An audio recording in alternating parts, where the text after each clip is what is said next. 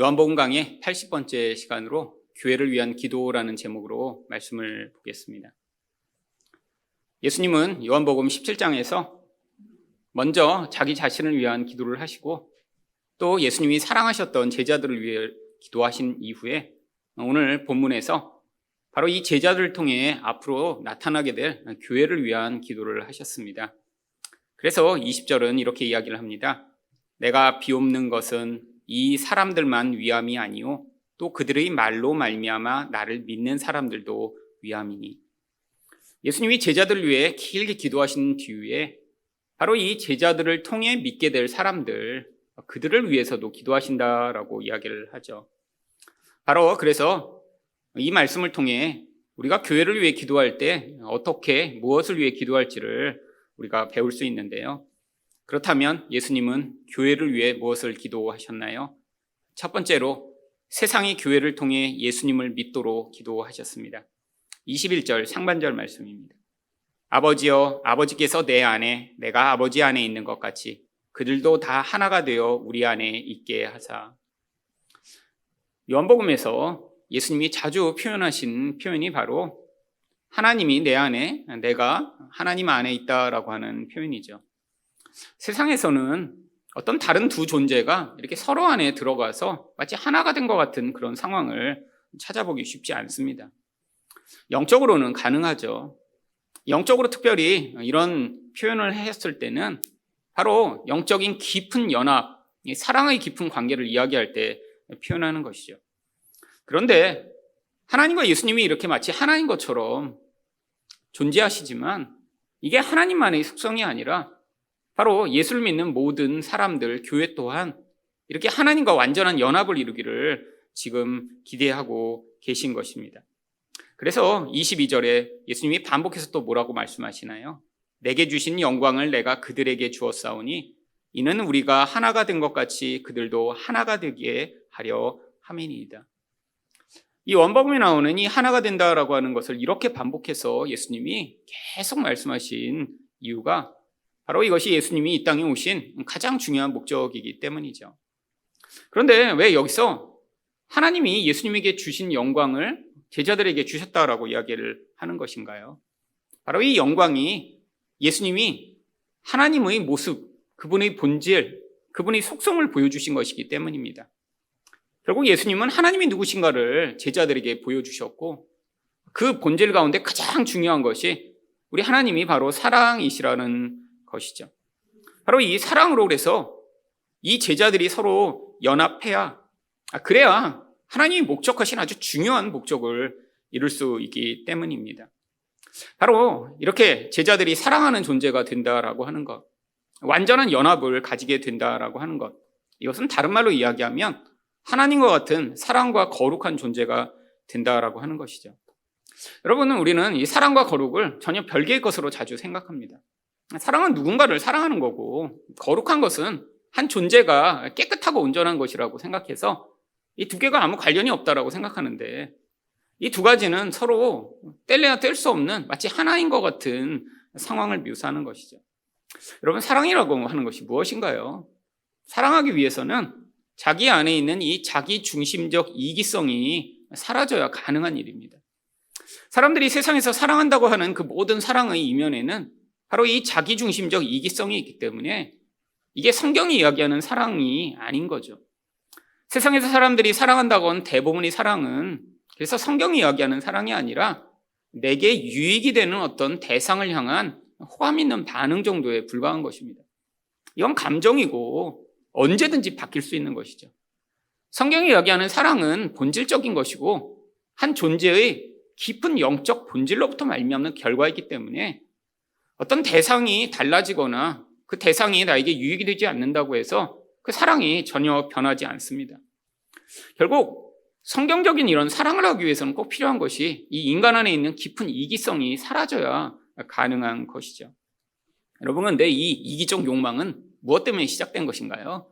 죄 때문에 시작된 것입니다. 죄가 인간 영혼 안에 있는 이 깊은 공허를 만들어내면서 인간은 무엇인가 가져도 계속해서 목마르고 무엇인가 재미있는 일을 하고 아주 즐거운 일을 경험해도 그것이 금방 시들해지고 더 재미있고 더 강렬한 쾌락을 찾아 달려가는 존재가 되어버렸죠. 끊임없는 목마름이 인간 영혼 안에 생겼는데 이것을 성경은 공허라고 이야기를 합니다. 결국 죄로 말미암는 공허로 인간이 이렇게 이기적이고 욕망에 매어진 존재가 되어버렸죠. 결국 거룩이라는 게 무엇이죠? 죄가 없는 상태가 거룩입니다. 그러니까 인간 영혼의 본질 자체로 죄가 없어서 거룩해지면 그러면 이제 그 목마름에 매어서 인생을 살아가지 않게 되니까 이제야 진정한 사랑, 하나님과 같은 모습으로 살 수 있는 것입니다. 여러분, 우리 하나님의 이 형상, 그 본질 가운데 가장 중요한 것이 바로 사랑과 거룩이죠. 사랑은 관계적으로 필요한 하나님의 속성이라 관계적 속성이라고 불리고, 거룩은 존재적으로 한 존재가 죄와 관계없이 온전하고 깨끗한 상태를 이야기하기 때문에 존재적 속성이라고 부르죠. 하나님이 인간을 하나님의 형상으로 만드셨다고 했을 때 이 하나님의 형상이 바로 이 사랑과 거룩인 것입니다. 그러니까 어떤 사람이 사랑은 하는데 거룩하지는 않을 수 없고, 어떤 사람이 거룩은 한데 난 사랑하지 못해 라고 할 수 없는 거예요. 죄가 없어서 이제 완벽한 만족과 영적 본질 안에서 그 기쁨이 그 영혼을 다스리면 자연스럽게 영혼 안에서부터 흘러나오는 사랑으로 말미암아 모든 관계 가운데 이런 이기적인 욕망에 따른 관계가 아니라 하나님이 요구하시는 온전한 사랑을 할 수 있는 거죠. 결국 이 교회가 이렇게 온전히 하나 되기를 하나님이 원하시는 것은 하나님과 같은 존재가 되기를 원하시는 것입니다. 이것을 다른 말로 이야기하면 예수 그리스도처럼 된다라고 이야기를 하는 것이죠. 왜? 예수님이 그 하나님의 영광, 하나님이 누구신가, 하나님의 거룩과 사랑이 무엇인가를 우리가 눈으로 보고 확인할 수 있는 모습으로 이 세상 가운데 보여주셨기 때문에 그것을 영광이라고 이야기를 하고 있는 것입니다. 여러분, 그래서 이 제자들을 위해 기도하실 때도 똑같은 기도를 예수님이 하셨었어요. 11절 말씀을 보시면 거룩하신 아버지여 내게 주신 아버지 이름으로 그들을 보존하사 우리와 같이 그들도 하나가 되게 하옵소서. 사랑으로 연합한 존재가 되게 해달라고 기도하셨고요. 17절에서는 또 뭐라고 기도하셨나요? 그들을 진리로 거룩하게 하옵소서. 아버지의 말씀은 진리니이다. 결국 제자들을 위해서, 예수님이 사랑하시는 자들을 위해서도 이들이 하나님처럼 사랑하고 거룩한 존재가 되기를 간구하셨던 것이죠. 여러분, 근데 이 제자들이나 교회나 사실 이 교회는 이 제자들이 확장된 것이죠. 그러니까 예수를 믿는 모든 존재가, 예수님은 하나님과 같은 사랑과 거룩이 있는 존재가 되기를 원하셨는데 도대체 무엇을 위한 목적인가요? 바로 그 목적이 21절 하반절에 나옵니다. 세상으로 아버지께서 나를 보내신 것을 믿게 하옵소서. 여러분, 세상이 바로 예수님을 하나님의 신으로 믿기 위해서 꼭 필요한 것이 예수님의 제자들, 아니 그 집단인 교회가 마치 이런 예수님과 같은 모습인 사랑과 거룩한 존재가 되어야 바로 예수님이 하늘로부터 오신 하나님이심을 믿게 된다라고 하는 것입니다. 여러분, 우리는 이 교회가 어떤 열심히 무슨 일을 해야, 전도도 열심히 하고 막 열심히 무슨 일을 해야 세상 가운데 이렇게 예수 믿는 사람들이 많아지고 한다고 생각하지만 그 본질 가운데서 가장 중요한 이런 세상 가운데 예수님을 증거하는 능력은 바로 사랑과 거룩이죠. 다른 말로 얘기하면 세상 가운데 교회가 이 예수 그리스도를 증거하지 못하고 있다면 어쩌면 이 사랑과 거룩이 이 교회 안에 충만하지 않아서 그럴지도 모릅니다. 그런데 한국의 역사를 돌아보면, 이전에 기독교가 처음 전파되었을 때, 그래서 지난 수십 년간 엄청난 속도로 이렇게 예수 믿는 사람들이 많아졌을 때 교회가 정말 성경이 이야기하는 그런 사랑이, 거룩이 충만했었나요? 그것은 예외적인 것이죠. 어떤 의미에서요? 하나님이 어느 시대나 어느 지역이나 기독교가 처음 전파될 때는 인간의 본질을 뛰어넘는 놀라운 능력과 은혜를 성령으로 일시적으로 허락하셔서, 그 교회가 그렇게 하나님의 능력, 이 사랑과 거룩을 온전히 보여줄 능력이 안 돼도 하나님이 기적적으로 이 세상 가운데 이 예수 그리스도를 증거하시기 위해 다양한 방법으로 역사하셔서, 그래서 교회가 충분히 성숙되지 않았음에도 불구하고 세상 가운데 예수를 믿는 사람들이 많이 늘어났던 것이죠. 사실 한국 교회 가운데 예수를 믿은 그 근원을 추적해 가면 어떤 사람이 이렇게 놀라운 사랑으로 말미암아, 어떤 사람이 이렇게 거룩의 능력을 보여줘서 예수를 믿기보다는 기적이 일어나서 그냥 우연히 교회에 갔다가, 특히 아이들 같은 경우에는 교회에서 간식 준다고 갔다가 예수를 믿게 된 경우들이 많이 있었죠. 근데 이 교회가 이제는 세워지고 교회가 성숙해져 나가며 계속해서 이렇게 예수 그리스도의 이름이 드러나고 예수님을 하나님으로 믿게 되는 데는 이 교회의 사랑과 거룩의 능력이 꼭 필요한 것입니다. 저는 지금 이 한국교회의 상황이 바로 이런 상황이라고 믿습니다. 지난 1990년대부터 이제 그제까지 성장했던 이 엄청난 성장이 멈추고 정체기에 들어섰다라고 이야기를 합니다. 근데 이제는 정체기가 아니라 기독교의 하락기가 된 것 같은 그런 상황이죠. 많은 사람들이 10년, 20년 후를 굉장히 두려워합니다.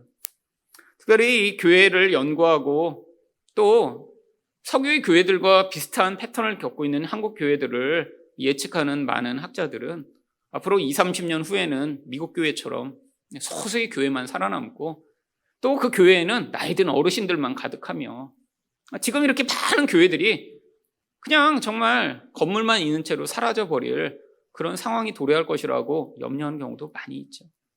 여러분, 근데 바로 이때가 교회가 이런 사랑과 거룩의 하나님의 모습, 하나님의 영광을 세상에 보여줄 때라고 믿습니다.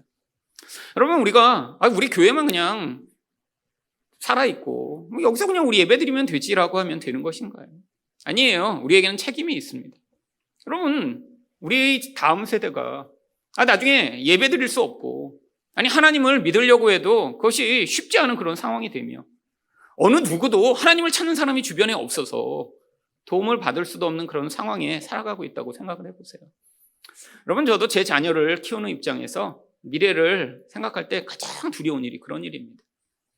제가 어려서는 쉽게 그런 은혜 받을 통로들이 있었고 정말 하나님을 찾고자 할 때 다양한 도움의 손길도 주변에 있었으며 또한 그런 여러 가지 시험을 받을 선택 가운데서도 누군가 나를 위해 기도하고 또 그런 하나님을 믿는 길로 인도할 사람들이 있었으며 그런 기관과 책들과 다양한 도구들이 존재했는데 여러분, 앞으로 20년, 30년 후에 저희 자녀들이 살아갈 다음 세대에 예수 믿는 것이 아주 이상한 별종처럼 여겨지며 은혜를 받고 싶어도 은혜를 받을 통로가 다 사라져버리고 막혀버리는 그런 상황이 된다면 얼마나 불행한 세대가 될까요? 여러분, 한국이 이렇게 경제적으로 수십 년 전에 비해 엄청나게 잘 살게 되었는데 사람들의 영혼은 훨씬 더 공허하고 불행한 그런 세대가 되었습니다. 여러분, 이렇게 외적으로 성장하고 많은 사람들이 편안한 가운데 산다고 해서 사람들이 진짜 만족과 행복이 더 커졌나요? 아니요. 사람들이 이 이기성이 더 극대화되고 거룩이 아닌 이 세상의 음란과 부정함을 추구하는 그 열망이 너무너무 커져버리면서 세상에서도 지금 우려할 만한 그런 시대가 되지 않았나요?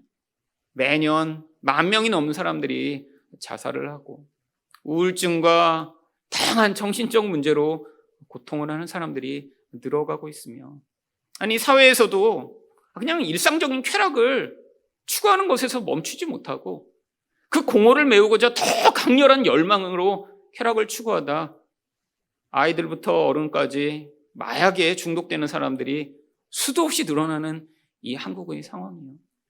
여러분, 미국이 이미 겪은 일입니다. 서구의 교회가 겪은 일이죠.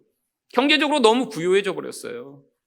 세상에 보이는 그 쾌락과 영광이 너무 화려해 보이니까 사람들이 영적인 그런 하나님을 향한 갈망을 잃어버리고 쉽게 추구할 수 있는 그런 영향력에 그 존재를 맡겨버린 뒤에 결국 교회는 점점 쇠퇴하고 세상의 이 화려해 보이는 세상 속에서 마약과 세상의 쾌락에 중독된 사람들이 넘쳐나는 이 시대. 여러분, 한국도 멀지 않았습니다. 이미 많은 경제적 부여 가운데 사람들은 그 공허를 메우고자 몸부림치는 그런 세상이 되어버렸죠. 여러분, 이때 우리가 교회를 위해 무엇을 기도해야 되나요? 하나님이 교회가 바로 이 사랑의 능력을 회복할 수 있도록 하나님이 역사해달라고. 이 교회가 거룩의 능력을 회복하여 세상 가운데 예수 이름을 드러낼 수 있는 교회가 되게 해달라고 여러분이 기도하실 때 하나님이 이 기도에 응답하셔서 바로 이 한국의 교회, 아니 이 하늘사랑교회를 통해 세상 가운데 예수 이름을 드러내며 예수 이름을 믿는 자들이 늘어날 수 있도록 역사하실 것입니다. 두 번째로 예수님은 교회를 위해 무엇을 기도하셨나요? 하나님이 교회를 사랑하심을 세상이 알도록 기도하셨습니다. 23절 상반절입니다. 곧 내가 그들 안에 있고 아버지께서 내 안에 계시어 그들로 온전함을 이루어 하나가 되게 하려 함은. 또 똑같은 구절이죠. 여러분 예수님의 기도를 보면 아니 왜 이렇게 같은 얘기를 계속 반복하시나? 그만큼 중요하기 때문입니다. 근데 중요한데 잘 읽어보면 그 안에 어떤 의미들이 계속 숨어 있습니다. 같은 말씀 같아요. 또 하나가 되게 해달래요. 그런데 여기서는 이 하나가 되는 두 번째 목적이 23절 하반절에 나오죠. 아버지께서 나를 사랑하신 같이 그들도 사랑하신 것을 세상으로 알게 하려 함이로소이다. 앞에서는 이 교회가 하나가 되어 하나님이 이 예수님을 세상에 하나님으로 보낸 것을 믿게 해달라고 기도하셨고요. 여기서는 교회가 하나가 되어 무엇을 위해서요? 바로 세상이 이 하나님이 교회를 사랑하심을 알게 해달라고 지금 기도하고 계신 것이죠. 이게 바로 두 번째 목적입니다. 여러분, 이미 제자들은 이 예수님이 하나님이시며 또한 하나님이 이들을 사랑하심을 알게 되었어요. 바로 그 내용이 24절과 25절입니다. 아버지여 내게 주신 자도 나 있는 곳에 나와 함께 있어 아버지께서 창세전부터 나를 사랑하심으로 내게 주신 나의 영광을 그들로 보게 하시기를 원하옵나이다. 의로우신 아버지여 세상이 아버지를 알지 못하여도 나는 아버지를 알았사옵고 그들도 아버지께서 나를 보내신 줄 알았사옵나이다. 지금 제자들은 예수님과 함께 있으면서 이 예수님의 영광이 무엇인가 경험했습니다. 그리고 예수님이 어떤 하나님이신가를 지금 믿음으로 고백했죠. 근데 지금 교회는요, 여러분 이거는 지금 아직 우리가 직접 하나님을 만나거나 예수님을 만날 수 없기 때문에 바로 이 예수님의 기도가 간절히 필요한 것이죠. 여러분 인생 가운데 정말 예수님이 하나님이시구나, 예수님을 직접 만날 수 있는 사람이 있나요? 우리는 다 간접적으로 듣게 된 것입니다. 처음에는 어떤 다른 사람의 이야기를 통해, 아니 설교를 통해, 다른 사람의 간접 경험을 통해 우리 하나님이 바로 예수님을 세상에 보내셨고 우리가 그걸 믿어야 된다라고 듣게 되었는데, 그러다가 우리가 영적으로 성장하면서 그 은혜를 경험한 거죠. 저도 마찬가지입니다. 사실 저도 예수님을 믿게 된 게 제가 가만히 있다가 예수님을 만난 다음에 이분이 하나님이시구나 믿게 된 게 아니죠. 맨 처음엔 저희 아버지와 어머니가 저한테 계속 예수 믿어야 된다고, 저를 어려서부터 교회 데리고 다니시며 그래서 교회 다니다가 어려서부터 주일학교 가고 중등부 가고 고등부 가고 하다가 계속 듣던 그분, 어딘가 하나님이 계시겠지, 예수님이 계시겠지, 그런 생각을 가지고 살다가 어느 순간인가 인생의 어려움과 고난 속에서 그 예수님이 하나님이시구나, 제가 개인적으로 이제까지 들어서 알던 그분을 만나게 되는 그 순간이 있었고 그것으로 말미암아 예수님을 믿게 된 것이죠. 여러분, 그래서 제자들은 이미 예수님을 알고 경험하고 우리 예수님이 얼마나 영광스러우신 분인가 지금 믿게 됐어요. 근데 지금 이 제자들을 통해 될 앞으로 나타날 교회는 간접적인 경험을 해야 되잖아요. 근데 그 중에 가장 중요한 것이 무엇이냐면 바로 이 교회도 우리가 직접적으로 하나님과 관계를 맺지 못한 그런 교회인데 하나님이 이 교회의 우리들을 사랑하고 계시다는 사실을 세상이 알기를 원하신 것이죠. 여러분, 왜 하나님이 꼭 교회에게 내가 너희를 사랑한다 라고 말씀하시고 우리 하나님이 어떻게 사랑하고 계신지를 우리가 알아야 하는 것인가요? 바로 이 세상에서 이 예수를 믿는다는 것이 이 세상의 인정과 영광을 구하는 것이 아니기 때문입니다. 여러분, 세상 사람들은 무엇을 위해 살아가나요? 세상에서 자기의 영광을 얻기 위해 살아가죠. 그 영광은 다양한 형태로 나타납니다. 남보다 성공하는 것으로, 돈을 많이 버는 것으로, 어떤 능력을 드러내는 것으로, 무슨 일을 잘해서 칭찬을 받는 것으로, 아니 심지어는 착한 일을 해서 사람들이 이렇게 훌륭하신 일을 하셨네요 라고 하는 그런 인정을 받는 것으로. 여러분, 그런데 예수 믿는 사람에게 그것이 진짜 영광이며 기쁨이 될까요? 여러분, 교회의 가장 큰 영광, 아니 우리들의 가장 큰 기쁨과 가장 큰 만족은 바로 하나님의 인정을 받는 것이죠. 어쩌면 이것이 우리에게 목적이며 가장 귀한 것이기 때문에 세상에서는 우리가 원하고 우리가 받았으면 좋을 것 같은 그런 세상의 영광을 얻지 못할 수도 있습니다. 아니, 오히려 성경은 예수를 믿는 것이 세상의 미움을 받는 것이다 라고 이야기를 하죠. 여러분, 예수 믿는 게 정말 영광스러운 일인가요? 아니, 그러면 좋죠. 세상 사람들에게도 박수를 받고 하나님에게도 박수를 받고. 근데 이게 마치 서로 다른 방향으로 가는 것 같은 정반대의 방향성을 가지고 있습니다. 하나님께 영광을 받고 하나님께 칭찬을 받으려면 우리 하나님과 같아져야 돼요. 근데 세상의 영광을 받으려면 내 존재가 어때야 되나요? 내가 왕처럼 되고 내가 높아지고 나의 능력을 과시하며 남들이 인정하지 않으면 짓밟고 내가 더 높아져서라도 내가 누구인가를 증명을 해야 되는 것이죠. 하나님의 길과 세상의 길이 정반대의 길입니다. 이 두 가지를 같이 취할 수가 없어요.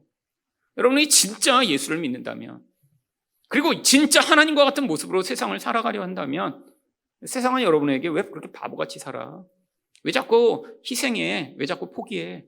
너를 위해 더 열심을 내고 네가 추구하는 영광을 세상에 드러내서 네가 누구인지를 증명해봐라고 세상은 이야기하지.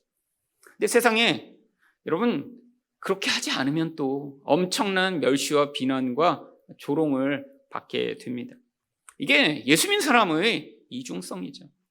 고민이 돼요. 우리도 세상에서 다 영광 받고 싶습니다. 여러분, 내가 영광을 받을 수 없다면 누구라도 받고 싶어요? 내 자녀, 내 가까운 사람에도 영광을 얻어서 내가 거기에 같이 한몫하고 싶은 거죠. 여러분이 자녀가 그래서 공부를 잘하고 남들 앞에서 어떤 드러낼 만한 그런 업적을 이루면 여러분 다 기뻐하실 거잖아요. 아니, 일부러 자녀가 우리 자녀는 예수님처럼 살기 위해 공부도 못하고 뭐 세상에선 바보처럼 살게 해주세요, 이렇게 기대하는 부모가 누가 있나요? 여러분, 예수처럼 된다는 게 꼭 뭐 세상에서 아무것도 못하는 바보 같은 인생을 사는 것인가요? 그게 아닙니다. 그럼에도 불구하고 이 이중성이라는 게 안에서 굉장히 갈등이 되고 충돌이 되는 거죠. 나만 높이고 내가 좋은 사람이 되고 훌륭해지기 위해서는 결국 사랑이라고 하는, 거룩이라고 하는 하나님의 본질을 포기해야 가능한 거예요. 여러분, 내가 잘난 존재가 되기 위해서 결국은 경쟁해야 되고 남과 싸워야 되고 짓밟아야 되는 게 세상의 논리이기 때문이죠. 결국 이 교회를 사랑한다는 게 그래서 쉽지 않은 것입니다. 아예 그냥 교회의 일원으로 왔다 갔다 하는 존재가 돼서 일주일에 그냥 6일 동안은 세상 사람들이 보면서 혹시 교회 다니는 거 알면 너도 교회 다녔어? 이런 사람은 별 갈등이 없죠. 그냥 주일날 와서 잠깐 예배드리고 1시간 동안만 예배드리고 가면 그냥 일주일은 아무도 예수 믿는다는 것을 알지 못할 테니까요. 여러분, 그런데 진짜 내가 하나님과 같은 사람, 아니 예수 그리스도로 말미암아 나를 통해서도 예수가 드러나고 나를 통해서도 하나님의 나라가 확장되기를 원하는 사람이라면 세상 속에서 반드시 이러한 고민과 갈등을 하게 되어 있습니다. 여러분, 이 고민과 갈등이 가장 깊었던 사람이 성경에도 많이 있었죠. 그중에 대표적인 사람이 바로 다윗입니다. 시편 22편 6절에서 8절에서 그래서 다윗이 뭐라고 고백하나요? 나는 벌레요 사람이 아니라 사람의 비방거리요 백성의 조롱거리이니라. 나를 보는 자는 다 나를 비웃으며 입술을 삐죽거리고 머리를 흔들며 말하되 그가 여호와께 의탁하니 구원하실걸? 그를 기뻐하시니 건지실걸 하나이다. 여러분, 사실 세상에서 세상처럼 살아간다는 것, 그걸 포기한다는 건 어쩌면 세상과 다른 길을 걷는다는 것을 의미하죠. 그러면 어쩌면 이런 비방과 이런 조롱거리 가운데 시달릴지도 모릅니다. 근데 가장 심한 게 뭐죠? 야, 너 하나님 믿는다며? 그럼 하나님이 구원하실 거 아니야? 근데 너 구원 못 받잖아 지금. 세상이 기대하는 구원은 무엇인가요? 상황이 좋아지는 거죠. 어떤 문제가 있을 때 문제가 해결되는 거죠. 만약에 사업에 실패했다면 사업이 일어나는 거죠. 그런데 여러분, 영적 시각에서 이 세상에서 뭔가 문제만 해결되는 것이 그게 진짜 구원인가요? 여러분, 제 인생을 돌아보면 저도 이런 생각을 가지고 저를 바라보고 저희 아버지를 바라보고 아니 제 여동생들을 바라봤을 때 여러분, 이런 구원이 일어나지 않아 낙심하고 실망하고 좌절했을 때가 너무 많이 있었습니다. 여러분, 이것을 맨 처음 접했던 게 바로 제가 대학교 4학년 때 저희 아버지가 하시던 사업이 망했을 때죠. 여러분, 저도 똑같이 생각했어요. 하나님을 잘 믿으면 세상에서 사업을 하시면 더 번창해야 되고 문제가 일어나면 안 된다고 생각했죠. 저희 부모님 예수님 잘 믿으셨거든요. 누구보다 기도 많이 하셨거든요. 아니, 우리 아버지는 돈을 많이 버셔서 그 번 걸로 교회를 여러 개 세우셨거든요. 그러면 하나님이 더 축복하셔서 교회도 더 많이 세우게, 회사도 커지게 하시고 문제가 있으면 그 문제를 막아주셔야 되는데 부도가 나서 아주 심각한 상황이 벌어지기 시작했습니다. 그때 제가 스스로 저한테 이야기했던 게 그거예요. 아니, 하나님이 구원하신다며, 하나님이 이렇게 예수 잘 믿으면 도와주신다며, 근데 이렇게 망한 게 그럼 그 하나님이 진짜 하나님일까? 제 안에서 제가 스스로에게 저에게 이야기하고 있는 거예요. 근데 저는 그 전에 하나님이 계신 건 알았어요. 계신 거. 어려서부터 예수를 부모님 따라 믿으며 다니다가 고등학교 때 하나님이 은혜를 주셨어요. 그래서 하나님은 계시구나. 근데 열심히 그때 은혜를 받으며 하나님을 어떻게 믿었나요? 여전히 제 안에 내가 이렇게 열심히 하나님께 기도하면 나를 좋은 학교 보낼 하나님으로 믿고 있었죠. 여러분, 제가 그래서 고등학교 때도 진짜 신앙에 있어서 진짜 순수한 마음이라고 생각하면 열심히 기도했습니다. 어느 정도로 열심히 했냐면 아침에 고등학생 일찍 가야 되잖아요, 학교. 그러면 저희 학교 정문 앞에 있는 어떤 교회에 가서 꼭 아침에 5분이라도 가서 거기서 새벽기도 끝난 그 방석 있는 자리에 앉아서 기도하고 갔어요. 왜? 내가 이렇게 성실하고 충실하게 기도했으니까 우리 하나님이 이번 모의고사 때 실수 조금 덜 하도록 도와주시지 않을까? 어떤 날은 집에 와서 또 밤에 자기 전에도 또 기도했어요. 근데 어떤 날은 너무 피곤한데 기도는 해야 되는데 기도하다가 무릎을 꿇고 그냥 자버린 거예요. 한두 시간 잔 게 아니라 아침까지 그대로 잤어요. 아침에 딱 일어났는데 너무 피곤해서 자긴 잤는데 여러분 무릎 꿇고 자보셨나요? 피가 안 통해서 막 죽을 것 같은 거예요. 그래서 너무 고통스러워서 잠이 깨서 소리를 지르는데 그때 한편으로 마음에 뿌듯한 마음이 있었습니다. 야, 기도하다 잠이 들다니 세상에. 우리 하나님이 나를 얼마나 사랑하실까? 여러분, 그런 마음으로 열심으로 예수를 믿었는데 우리 아버지 회사가 망한 거예요. 여러분, 저보다 우리 부모님은 훨씬 더 뛰어난 신앙, 제가 아무리 노력을 해도 쫓아갈 수 없는 그런 신실함으로 하나님을 믿으셨는데 회사가 망해요? 제 안에서 이 질문을 계속 하신 겁니다. 우리 아버지가 하나님을 의탁했는데 왜 안 도와주셔? 그럼 우리 아버지 신앙이 잘못됐나? 근데 그건 아니에요. 그러면 하나님이 원래 안 도와주시는 거 아니야? 여러분, 그게 제 영혼 안에 너무너무 깊은 파장을 만들며 제가 정말 제 인생 가운데 가장 하나님과 거리를 두고 살았던 때가 바로 그때였죠. 여러분, 근데 예수 믿는 사람이 하나님을 떠나면 어떻게 되나요? 여러분, 영혼 안에 더 깊은 절망, 더 깊은 공허, 내 스스로 해결할 수 없는 깊은 슬픔과 어둠이 찾아와 예수 믿는 자에게 하나님이 없다라는 것이 지옥과 같은 것이라는 것을 그 몇 년간 하나님이 경험하게 하셨죠. 여러분, 그 지옥과 같은 끝에서 제가 그때 고백한 게 그것입니다. 하나님이 없으면 제 인생이 지옥이군요. 끝이군요. 여러분, 그래서 예수를 믿었는데 여러분, 하나님이 그렇다고 상황을 금방 변화시켜 주시나요? 제가 그렇게 돌아왔더니 갑자기 하나님이 제 상황을 막 바꾸시고 세상 사람들이 기대하듯이 문제가 생겼으면 문제를 당장 해결해 주시는 게 아니었어요. 근데 하나님이 무엇을 하셨나요? 진짜 구원을 이루셨죠. 어떤 구원이요? 여러분, 상황이 좋아지는 건 아무 소용이 없습니다. 상황은 늘 변하기 마련이죠. 내 마음의 영혼 안에서 본질이 바뀌지 않으면 여러분, 상황이 좋아지면 좋아진 대로, 나쁘면 나쁜 대로 늘 영혼은 요동하게 되어 있습니다. 인간 영혼 안에 있는 깊은 본질적 만족이 없기 때문에 우리는 좋은 환경에선 금방 적응하죠. 상황이 나빠지면 금방 불안해하고 금방 마음이 요동하며 원망과 불평을 쏟아내는 게 우리 존재죠. 여러분, 하지만 우리 하나님이 어떻게 하시나요? 이 세상의 그 어두운 가운데 살아가던 우리들에게 참 만족이 무엇인가, 참 구원이 무엇인가를 가르쳐 주시고자 하시는 것이죠. 여러분, 제 인생을 보면, 저희 부모님의 인생을 보면 세상 사람들이 기대하는 그런 구원은 일어나지 않았습니다. 아니, 우리 아버지 인생 가운데도 그러면 세상에서 얘기하는 구원이 일어났으면 어떤 일이 일어났어야 하나요? 사업이 다시 재개가 되고, 이전보다 돈을 더 많이 벌어 떵떵거리고 사는 그런 인생이 되셨어야 하는데, 저희 아버지는 결국 그 사업이 실패로 말미암아 오랫동안 본인이 추구하던 인생의 삶과 그것들을 새롭게 돌아보시며, 그때 사실 저랑 같이 신학을 시작하셔서 나중에 목사님이 되셨어요. 그것도 작은 교회 목사님으로 그렇게 해서 그분에게 맡겨준 하나님의 사명을 마치고, 그리고 지금은 은퇴하셨죠.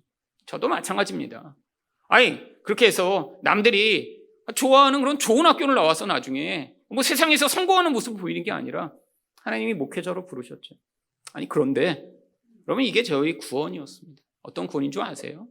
제 인생 가운데 정말 하나님이 누구신가를 알게 되면 그 하나님으로 말미암아 진짜 구원이 무엇인가를 여러분과 같이 나눌 수 있는 이 자리에 서게 되고, 많은 사람들이 아직도 예수를 믿는다고 하는데 이런 세상에서의 구원을 똑같이 추구하고 살아가는 사람들에게 참 구원이 무엇인가를 가르칠 수 있는 그런 자리에 선다는 것, 이게 얼마나 복되고 얼마나 놀라운 것인가를 가르쳐 주셨죠.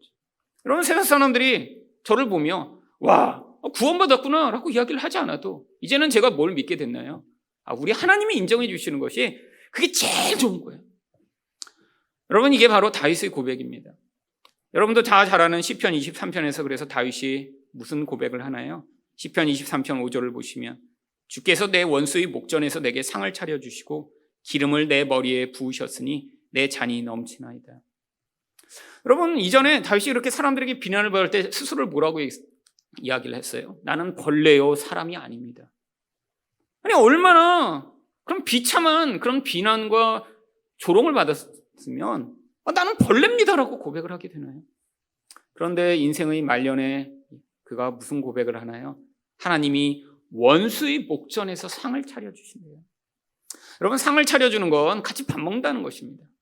여러분, 단순히 이렇게 식사 한번 하는 게 아니래요. 원수들이 보는 앞에서 하나님이 나의 가장 친한 자, 나와 함께 식탁을 나눌 수 있는 자로 인정해 주신다는 거예요. 심지어는 머리에 기름을 부어주신대요.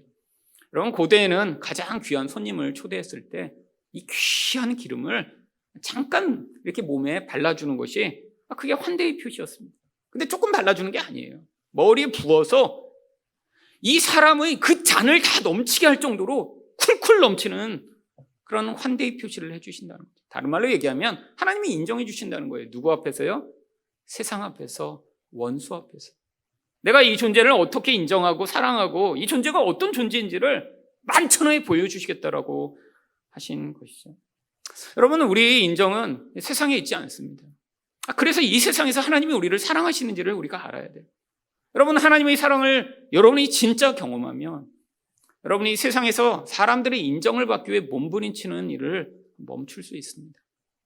여러분, 지금 이 시대는 점점 너가 너를 증명해봐, 네가 더 얼마나 멋지고 잘난 존재인가를 자꾸 뽐내봐라고 우리를 계속 유혹하죠. 여러분, 요즘 젊이들이 왜 SNS를 그렇게 열심히 하나요? 자기를 드러내고 싶어서요. 여러분, 근데 그 깊은 구덩이와 같은 공허에서 벗어날 수 있나요?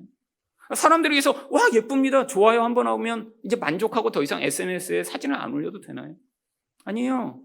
또 올리고 또 올리고 또 올리고. 이런 멋진 모습을 봐주세요. 내가 얼마나 좋은 걸 가지고 있는지 봐주세요. 내가 얼마나 훌륭한 존재인지 나에게 찬사를 좀 보내주세요라고 몸부림치며 글을 올리죠.